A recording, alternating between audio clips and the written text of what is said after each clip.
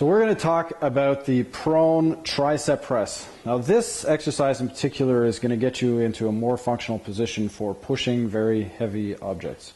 So what we want you to do is have elastics work really well because an elastic that's set up will split on two sides of you. You can use a cable system, but you have to have a long belt or something like that to work with.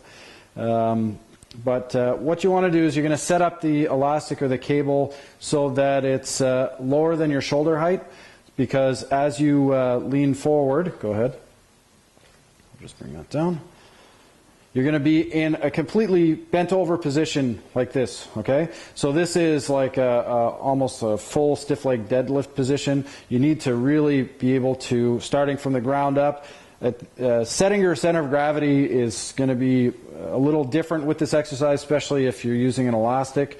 You're going to see that the center of gravity changes a little bit, but try not to be falling back on your heels or have tons of weight on your toes at any point in time, okay?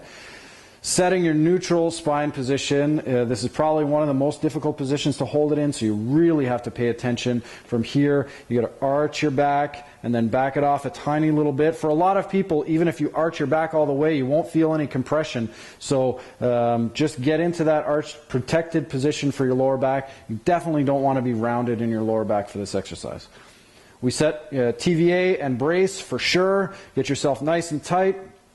From here, you're going to squeeze your elbows together so they're close to the side of your head without moving anything else here. You're simply going to press it forward in front of you. Go ahead.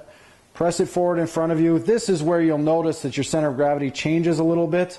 So make sure that you're not falling back on your heels here. So you can just drift yourself forward if you find you're falling back a little bit, but make sure you have no weight on your toes here.